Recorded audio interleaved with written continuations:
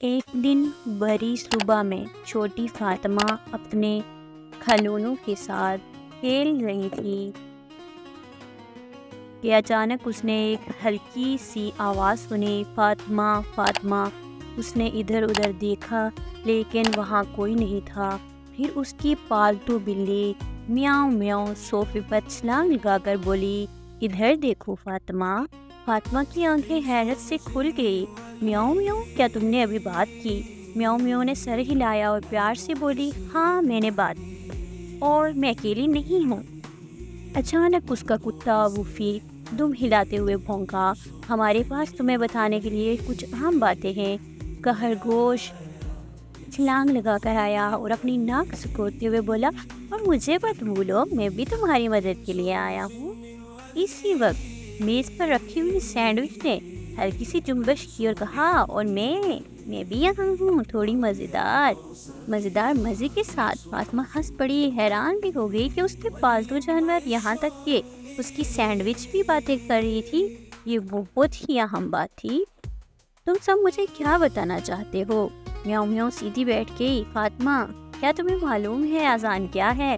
فاطمہ نے سر ہلایا، ہاں یہ نماز کے لیے بلانے کی آواز ہے۔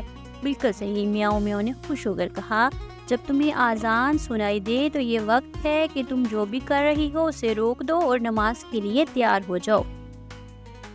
وفی نے رضامندی سے بونکا، نماز وہ خاص وقت ہے جب ہم اللہ سے خاص بات کرتے ہیں۔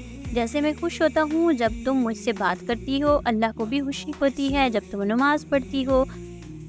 فلفی نے اپنے کان ہلائے، اور ہم دن میں 5 بار نماز پڑھتے ہیں، اس سے ہمارے دل اللہ کے قریب رہتے ہیں، بالکل ویسے ہی جیسے ہم تمہارے قریب رہتے ہیں فاطمہ۔ سینڈوچ نے مسکراتے ہوئے کہا، اور یاد رکھو، کھانے سے پہلے یا نماز سے پہلے بسم اللہ کہنا مت بھولو، یہ اللہ کا شکریہ ادا کرنے کے برابر ہے۔ فاطمہ نے سب کچھ غور سے سنا، تو جب میں اذان سنوں تو مجھے نماز کے لیے تیار ہونا چاہیے اور کھانے سے پہلے بسم اللہ کہنا چاہیے۔ فلفی فاطمہ کی گود میں آ گیا، فاطمہ کیا تمہیں معلوم ہے کہ سچ بولنا کیوں ضروری ہے؟ فاطمہ نے کچھ دیر کے لیے سوچا، کیونکہ سچ بولنا اچھا ہے۔ بالکل صحیح، فلفی نے اپنی ناک سکوڑتے ہوئے کہا، اللہ سچ بولنے والوں سے محبت کرتا ہے۔ جب تم سچ بولتی ہو تو تمہارا دل ہلکا اور خوش محسوس کرتا ہے۔ وفی نے بڑی مسکراہٹ کے ساتھ کہا، جب بھی مشکل ہو سچ بولنا ہمیشہ صحیح ہوتا ہے، جیسے میں ہمیشہ تمہارے پاس واپس آتا ہوں چاہے کچھ بھی ہو۔ میاؤں میاؤں نے نرم آواز میں کہا، اور جب تم سچ بولتی ہو تو تمہیں جھوٹ یاد رکھنے کی فکر نہیں ہوتی، تم بالکل اپنی اصلیت میں رہ سکتی ہو، اور یہی سب سے بہترین بات ہے۔ سینڈوچ اب بھی مسکراتے ہوئے مزید کہا، اور یاد رکھو، سچائی اتنی ہی اچھی ہوتی ہے جتنا کہ تازہ سینڈوچ کا ذائقہ، ہمیشہ اسے تازہ اور سچا رکھو۔ فاطمہ نے اپنے مزیدار دوستوں کو گلے لگایا، اذان، نماز اور ہمیشہ سچ بولنے کے بارے میں سکھانے کا شکریہ۔ میں وعدہ کرتی ہوں کہ میں سب کچھ یاد رکھوں گی۔ جب سورج غروب ہو رہا تھا، فاطمہ نے مغرب کی اذان سنی۔ اس نے اپنے دوستوں کی طرف مسکرا کر دیکھا، نماز کا وقت ہو گیا ہے۔